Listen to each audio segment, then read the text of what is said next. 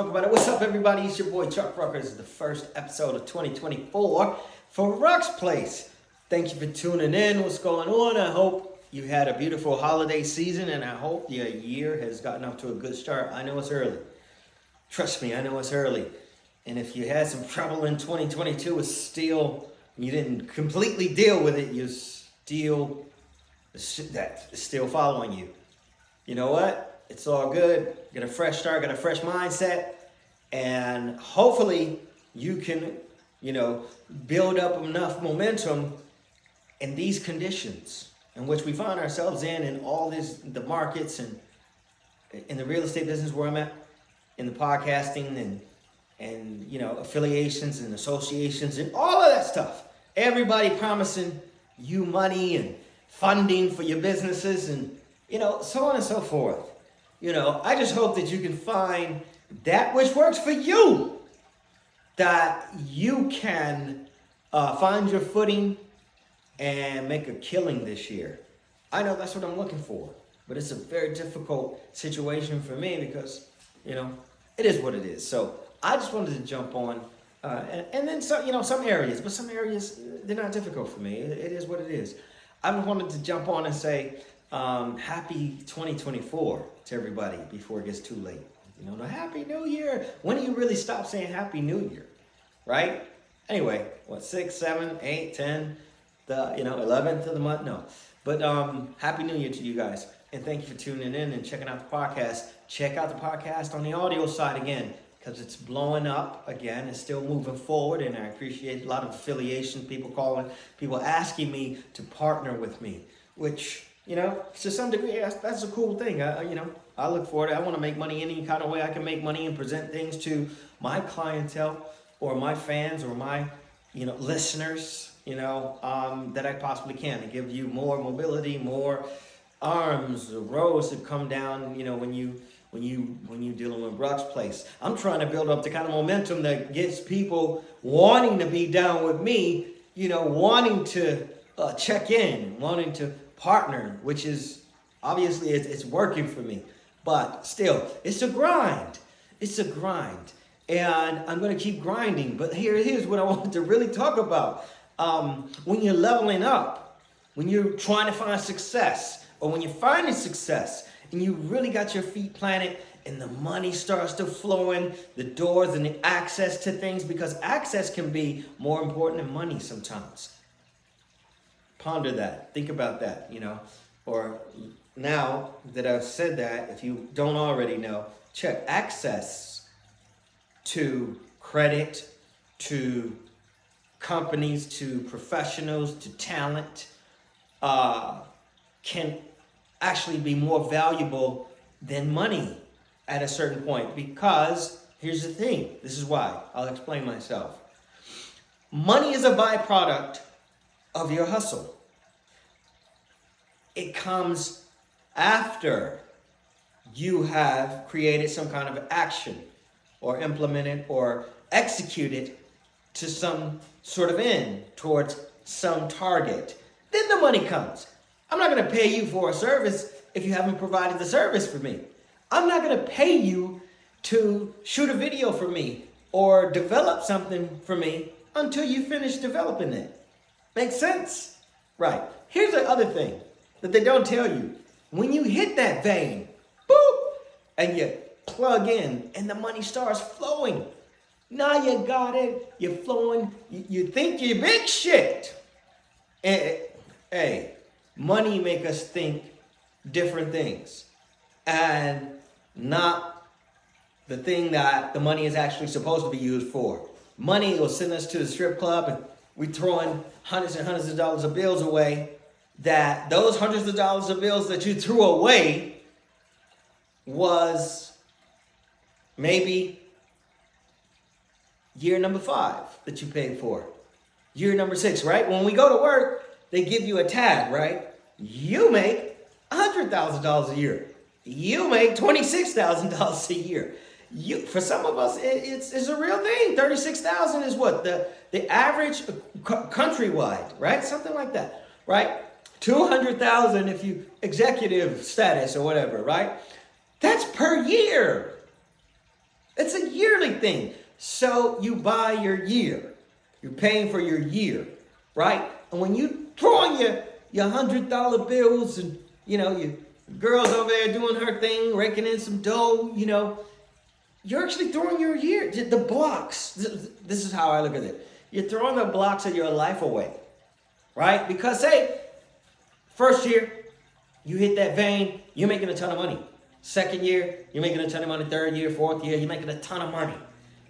The fifth year, shit starts slowing down on you. The sixth year, okay, you're in trouble. The seventh year, your ass is back down before you hit that vein. Now what? You start thinking about, where the fuck did the money go?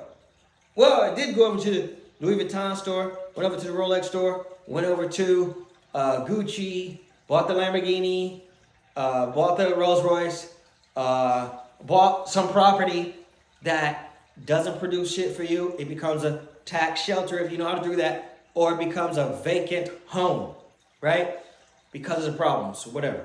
Maintenance, you forgot to do, right? Pay your taxes, you forgot to do, right? So these things catch up to you. And now you don't have any money. And you don't have an asset that pays you. Or you don't have a live asset that is actually producing for you. What do? They don't tell you that, right? Nobody trains you in that way. That you need to put your money away instead of throwing it out. Giving away the years down the line, right? They don't tell you when you start acquiring shit, right? You listen. I tell you this because I live this. I'm not telling you something that I don't live.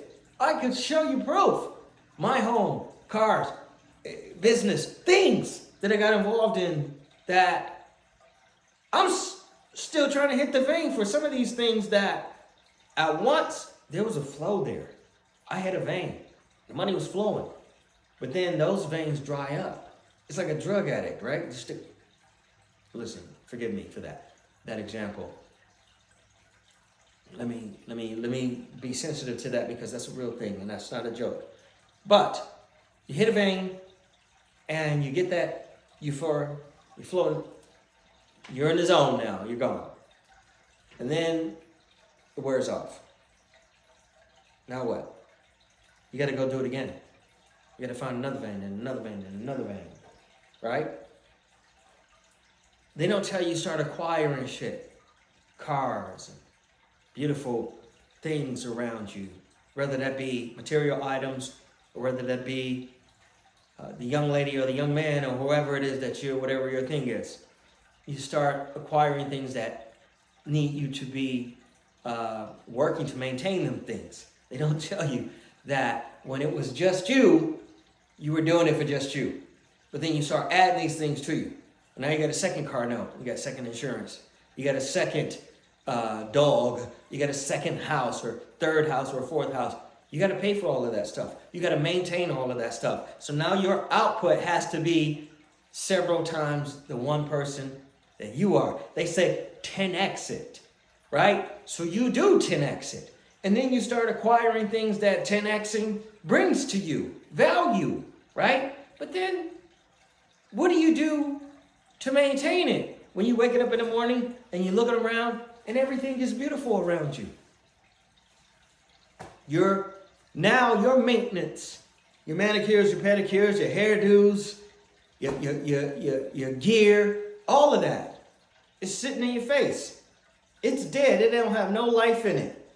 It costs money in order to give life to it, like using your imagination, like when you were a kid playing with a G.I. Joe doll or He-Man or Barbie. She'll last throughout time, right? You bring it, you make it, imagine it, you bring it to life. You're moving in, you're speaking, you're doing all of those things in order to make it come to life. Well, you got to do the same thing with the things that you surround yourself with. Even the group of people that you surround yourself with. Maybe you got some straight people that are just making a killing on whatever it is that they have chosen to do. And they're making a killing and you are not in that same lane because you had your own vein. And now your vein is drying up and theirs isn't yet. And you have to find another vein, which sometimes can be very costly and very difficult to do, right? You got to maintain all that beauty around you. They don't tell you that. They don't say, so I got 100,000, I got 1 million, this year or this month or, however, what period of time where you have gained this power, and you're going out and making yourself more and more powerless because now you surrounded yourself with things that need to be maintained, and now that aren't necessarily assets that are bringing in income for you, or the type of asset that, even with your assets, you got to maintain your assets. If you go buy property, call them doors, like they were saying, rental properties. I got 700 doors. I got 1,000 doors. Now you got to maintain 1,000 doors, right? And sometimes those doors don't produce because sometimes those doors are unoccupied and you are out trying to figure out how to get them occupied. It can work. It does work when you have the proper maintenance system and mentality in mind. But for those of us who are just out in the streets hustling, putting your life on the line so you can acquire a diamond chain, so you can attract something else to you, you got to maintain all of that. You got to 10x yourself. And the idea is the more money, the more comfort. That's what they tell you. The more money, the more comfortable things you can surround yourself with. It's simply not the whole story. It can be part of the story. It's not the whole story because you got to maintain that stuff. And you got to have that type of an output from no longer one man driving one car or one woman driving one car to the next one that you purchase and the next one that you purchase and the next one that you purchase and the house that you surround yourself with, or call your shelter, your home, your life, your rest. You got to maintain it all. You got to upkeep it all, which is going to cause you to not be able to sit on the sofa and relax and get smoke out with your boys all the time. You're going to be in constant, hustle mode in order to have these things around you. Some of us are built for it, and some of us are just not, right? It's a fact. I hope that you, once you start becoming successful in whatever that measure of success is to you, I hope that now you know success has to be maintained, which means that you got to spend some of those dollars that you throwing and tricking off and having a ball with on maintenance in order to keep these things around you, because everything we have around us gets old, it gets worn, it gets used. But when you acquire it, you want to be able to use it, because it'll become a time where things will slow down for you, and even you will slow down while other things run right past you. Where will you be situated at? What is your ideal situation? This is Chuck Rucker. This is Ruck's Place. I appreciate you guys taking the time to listen to me. I'll check you out on the next episode, and I'll see you around. Happy 2024. I wish you all the best and all the best that this world has to offer to you and your success. Peace.